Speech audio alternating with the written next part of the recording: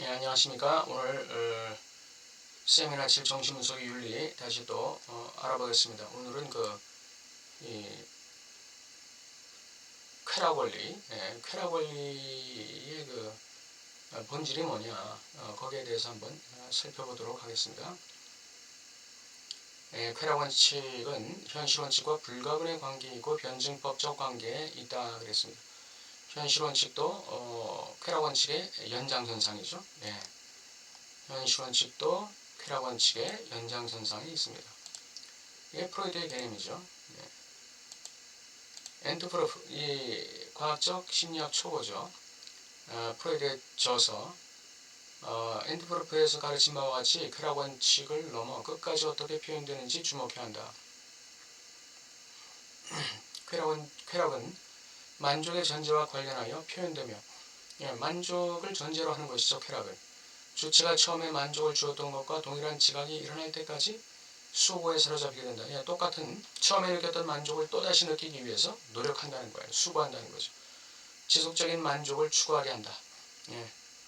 엔트프로프의 독창성은 자극의 정도가 주체에 대해 참을 수 없는 특정 수준을 초과하지 않는 방식으로 리비도의 투자의 분배를 제어하는 촉진의 개념이 있다. 이 촉진이 중요한 것입니다. 이 프로이드의 쾌락 원칙에서는 이 촉진이라는 단어가 굉장히 중요하고, 이 촉진은 바로 기표의 단절과 관련이 있습니다. 촉진은 기표의 단절과 관련이 있습니다. 주체의 의미작용의 심리적 어떤 자연현상, 심리적 어떤 순환, 그런 심리적 순환 속에서 어떤 기표의 단절이 일어나야 돼요. 그럴 때 이제 리비도가 투자된다 이렇게 얘기하는 거죠. 그걸 촉진이라고 얘기하는 것입니다. 촉진 기능의 도입은 프로이드의 사고가 그의 경험이라는 사실에 비춰볼 때 프로이드의 사고가 발전함에 따라 점점 더 중요해질 주제로 이어진다. 촉진 기능. 나는 윤리적 관점에서 우리의 경험이 습관의 차원을 인식하지 못한다는 사실에서 그 모범적인 가치를 이끌어낸다고 말한 것에 대해 비판을 받아왔는데 나는 이런 비판에 대해서 거부한다. 프로이드의 촉진에 대한 의존은 학습 과정이나 습관의 기능과는 관련이 없다. 이렇게 아주 단정하고 있습니다. 프로이드가 얘기하는 촉진은 학습 과정이나 이 습관의 기능과는 아무 상관이 없다. 그럼 그 촉진이라는 게 뭐와 관련이 있느냐? 쾌락 원리의 핵심은 주관성의 수준에 위치한다 그랬습니다. 쾌락 원리의 핵심은 주관성의 수준에 위치한다. 객관성의 위치가 아니에요. 객관성의 수준이 아니에요. 습관이라는 것은 어떤 객관성이 있어요. 그런데 이 쾌락 원칙, 쾌락 원리는 그 핵심에 뭐가 있냐? 주체의 주관성이 있는 것입니다. 촉진 기능은 기계적 효과가 아니라 반복 강박의 문제다. 반복 강박적 쾌락의 문제다. 이렇게 아주 단정하고 있어요. 반복 강박적 쾌락의 문제다.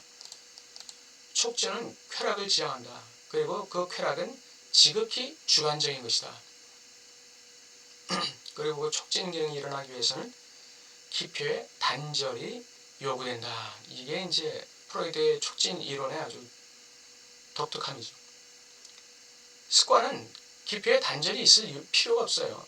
학습도 기표의 단절이 있을 필요가 없어요. 그런데 이 촉진만큼은 리비도의 투자를 이야기해야 되기 때문에 그 리비도의 투자는 굉장히 주관성을 가진 것이기 때문에 그 주체적인 어떤 그 기표의 자연적 순환에서 어떤 단절이 요구되는 것입니다. 프로이드의 입장은 기억은 만족의 라이벌이다. 그것은 만족의 최종성을 넘어 도달하는 자체 차원을 가지고 있다. 기억이라는 것은 만족의 라이벌이에요. 왜냐하면 이 만족의 최종성을 넘어서는 그 지점까지 막 몰아붙이는 그런 기능이 기억에 있기 때문에 그렇습니다. 욕망의 문제는 자연의 순환과 회개의 차원을 넘어선다. 자연의 순환은 모든 존재에 내재되어 있다. 또한 레지스터, 영역이죠. 레지스터와 레벨이 매우 다양하다. 그러나 주기에 구현된 실제의 현현 순서에 따라 인간이 언어의 담지자라는 단순한 사실에 의해 도입되는 단절을 고려해야 한다. 이 실제의 침투에 의해서 인간의 그 심리적인 주기에 뭐가 이루어지냐면 기표의 단절이 이루어지는 거예요. 어떤 그 심리적 순환의 어떤 단절이 이루어지는 거예요. 그 단절이 바로 기표의 역할이에요. 기억에 의해 생성된 구조는 기표 분절로 구성되어 있는 한, 기억은 기표 분절로 구성되어 있는 거예요. 그렇기 때문에 우리가 그 기억을 생산해낸다는 것은 결국 기표 분절을, 기표의 어떤 단절을 가져올 수 있는 어떤 그 기회를 획득한다는 걸 얘기하는 거예요. 기억에 의해 생성된 구조는 기표 분절로 구성되어 있는 한 우리의 경험에서 기억 자체의 구조를 은폐해서는 안 된다. 기억 자체의 구조라고 그랬죠. 기억 자체는 그 기표 구조로 이루어져 있어요. 이것을 은폐해서는 안 된다. 이거 기억을 은폐해서는 안 되는 거예요. 굉장히 프로이드에게 있어서는 중요한 것이죠. 그래서 프로이드가 이 파우치에 누워서 기억하게 하잖아요. 기억이 생성하는 기표 분절의 구조를 망각한다면 쾌락 원리의 수준에서는 기억의 기능에 대한 자율성, 지배성 그 자체를 기억하는 주체를 절대적으로 유지할 수 없다. 기억하는 주체가 되어야 됩니다. 기억하는 주체. 기억하는 주체가 될 때 그 주체는 바로 그 촉진의 주체가 되고 욕망의 주체, 만족의 주체, 그렇게 나갈 수가 있는 것이죠. 그래서 이 기억이 굉장히 이 쾌락 원칙에서 기억이라는 게 굉장히 중요합니다. 기표의 이러한 단층선과 심연에서 주체는 출현한다. 주체가 출현하는 것은 이러한 기표의 단층선과 심연, 즉 기표의 단절, 여기서 주체가 출현한다 이렇게 얘기하고 있어요. 라칸이 얘기하는 것이죠. 주체는 어디서 출현하느냐? 이 기표의 단층선 그리고 심연, 여기서 출현한다. 의식을 향한 물질 진화의 최종성은 신비롭고 파악하기 어려운 개념이다. 이게 진화론 아닙니까? 이게 의식은 물질에서 나온다는 거예요. 의식은 물질에서 나온다. 물질 진화의 산물이 의식이라는 것이죠. 이건 역사적으로 결정할 수 없는 것이다. 이렇게 라칸은 얘기하고 있습니다. 즉 진화론적 관점에서 의식을 파악하기는 어렵다. 의식의 전조, 예비, 부분적 또는 의식에 대한 예비적이든 현상의 출현 순수와 모든 종류의 자연 질서 사이에는 동질성이 없다. 의식이 어떤 형식으로 나타나든 그것은 자연 질서와는 동질성이 없다는 거예요. 그건 단편적으로 나타난다는 거예요. 완전히 불규칙하고 단편적이다. 의식의 출현이라는 것은 자연 질서와 동질성이 없어요. 의식의 출현이라는 것은 완전히 불규칙하고 단편적인 것입니다. 의식의 표식이나 접촉이 나타나는 것은 우리 자신의 실제에 대한 우리의 관계와 다른 수준에 있지만 의식의 연속성이나 동질성은 전혀 없다. 의식의 표식이나 접촉이 나타나는 것은 단편적이고 불규칙적이고 돌발적이고 우연적인 것이에요. 거기에는 연속성이나 동질성은 전혀 없습니다. 프로이드는 그의 연구에서 이 사실을 여러 번 지적했고 의식은 기능화될 수 없다는 사실을 강조했습니다. 기능화될 수 없다는 것은 결국 무슨 말입니까? 이 연속성이나 동질성 이게 없다는 걸 얘기하는 거예요. 연속성이나 동질성이 없다. 의식에는. 그래서 의식은 기능화될 수 없다. 주체는 문자 그대로 그의 시작에서 기표 자체의 제거, 사슬에서 누락된 기표다. 주체가 뭐냐? 문자 그대로 그의 시작에서 기표 자체의 제거, 사슬에서 누락된 기표다 이거죠. 기표 자체의 제거, 기표 사슬의 누락. 이것이 주체다 이거. 이것이 첫 번째 장소, 첫 번째 사람이다. 즉 주체다 이거죠. 주체의 출현이다 이거죠. 여기서 주체의 모습이 그대로 나타난다. 그리고 무의식이라는 개념이 우리 경험의 중심인 이유와 방식을 직접적으로 깨닫게 해준다. 왜? 주체는 기표 자체의 제거, 그 사슬의 누락에서 나타나는 존재이기 때문에 무의식이라는 개념이 우리 경험의 중심이 될 수밖에 없는 것이죠. 나는 소위 원시 문명에 사는 인간이 세상에서 가장 자연스러운 것 중 하나, 즉 자연의 순환 자체를 수반해야 한다고 믿는 의식을 언급하고 있다. 자연 질서에 순응하는 의식 말이다. 이건 제가 한 말입니다. 자연 질서에 순응하는 의식. 인간이 세상에서 가장 자연스러운 것 중 하나, 즉 자연의 순환 자체를 수반해야 한다고 믿는 의식을 원시 문명에 사는 인간은 언급하고 있다 이거죠. 자연 질서의 순응이에요. 주체를 의미의 생산에 묻고 처음부터 망각의 책임을 지게 하는 본질적인 관계가 아니라면 이것은 무엇이란 말인가? 그러니까 자연에 순응한다는 것, 자연 질서, 자연의 순환 속에 내가 하나의 자연의 일부로서 나를 갖다가 투자한다는 것은 그것은 뭐냐?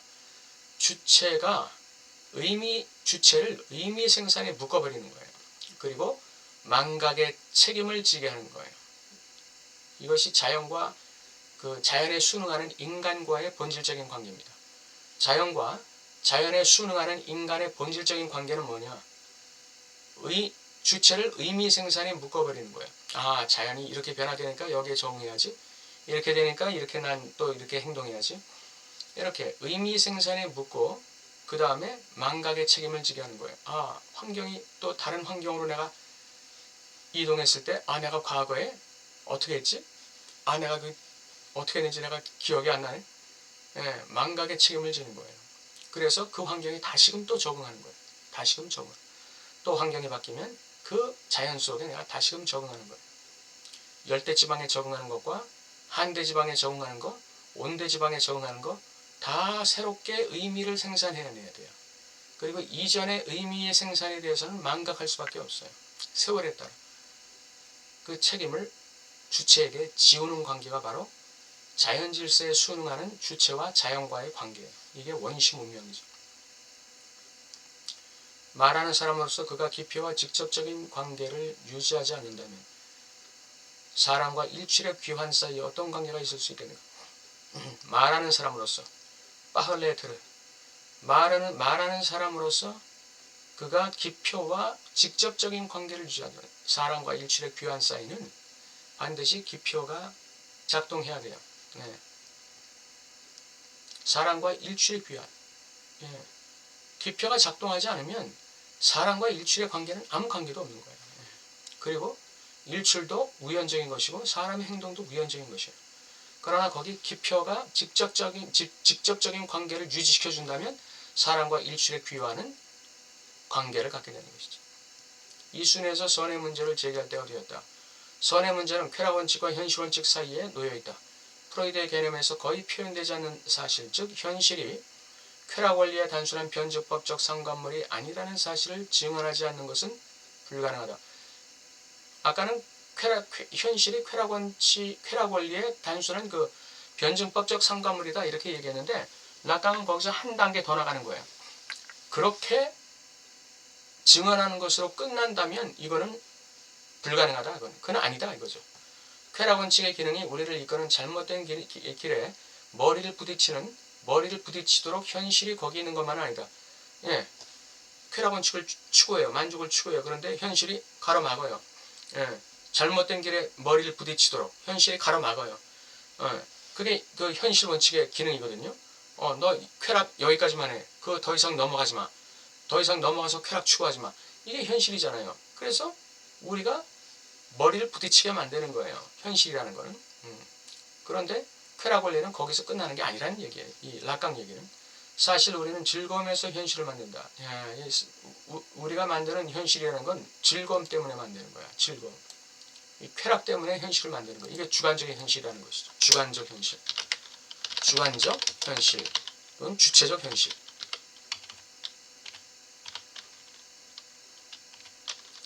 주관적 현실 혹은 주체적 현실.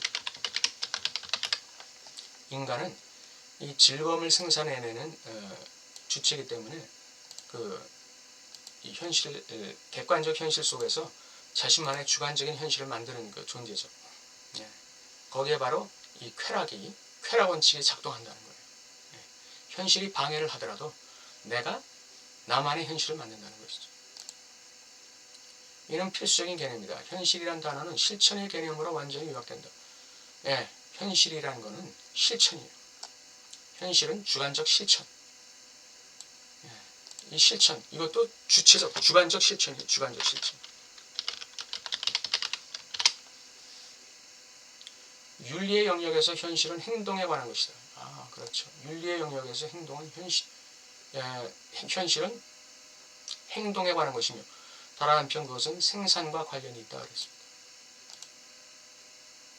윤리 영역에서 현실이라는 것은 행동에 관한 것이다. 주관적 실천에 관한 것이다. 그리고 그것은 만들기. 이게 만들기, 생산. 이게 이제 주관적 실천이죠. 그 행동이라는 것은 생산과 관련되어 있다. 생산하니까 뭐가 생각납니까? 엑스니힐로가 생각나죠. 무로부터의 생산, 무로부터의 창조, 만들기, 주관적인 생산, 주체적인 생산, 주체적 행동, 주체적 실천. 이것이 윤리 영역이다 이거죠. 락강이 말하는 정신분석의 윤리라는 것은 주체가 자신의 객관적 현실 속에서 주관적인 실천을 통해서, 주관적 행동을 통해서 주관적인 쾌락을 생산해내는 것이다 이거죠. 이것은 쾌락 원칙을 넘어가는 것입니다. 다시 말해 그것은 엑스니힐로와 관련이 있다. 이 두 가지 용어가 같은 용어에 포함된다는 것은 우연이 아니다. 이 생산이라는 것, 그 다음 엑스니힐로라는 것, 이 두 가지가 동전의 양면이라는 것이에요. 이거 우연이 아니라는 것이죠. 윤리적 질서 자체에서 모든 것이 사회적 제약으로 환원될 수 있다는 생각은 조잡하기 그지없다. 윤리적 질서 자체에서 또는 쾌락 원리 자체에서 모든 것이 사회적 제약, 현실 원칙으로 제약될 수 있다고 생각한다는 것은 그거는 조잡한 것이다 이거죠. 사회적 제약이란 무엇의 이름으로 행사될까? 집단적 성향, 그동안 왜 그러한 사회적 제약이 개인의 욕망을 충족시키는 가장 적절한 경로에 집중하지 못했을까? 이 사회적 제약이라는 거, 이 사회적 제약이라는 게 무엇의 이름으로 행사되느냐? 사회적 제약이 개인의 욕망을 충족시키는데 적절한 경로에 집중하지 못했다는 거예요. 사회적 제약이라는 게. 공동의 필요를 충족시키는 데는 어느 정도 기여를 했을지 모르겠어요. 이게 이제 이 벤담의 공리주의죠. 최대 다수의 최대 행복. 그러니까 사회적 제약이라는 게 사회적 전체의 어떤 공동의 필요를 충족시키는 것은 어느 정도 집중했다고 볼 수 있겠지만 개인의 욕망을 충족시키는 데는 별로 집중하지 못했다는 거예요. 락강의 의견은. 욕망의 조직화와 필요의 조직화 사이에 존재하는 거리를 명확히 해야 한다. 락강의 얘기입니다. 욕망의 조직화, 디자이어의 조직화, 필요의 조직화, 니드의 조직화, 여기에는 거리가 있다는 거예요. 욕망이라는 말 자체에는 주체라는 단어가 전제가 되어 있는 것입니다. 필요라는 말 자체에는 사회적인 공동의 만족이라는 전제가 있는 것이죠. 그게 공리주의입니다. 그리고 욕망이라는 말에는 주체의 주관적이고 무의식적인 쾌락과 만족이 전제되어 있다는 것이죠. 이게 락강의 주체의 윤리예요. 정신분석의 윤리죠.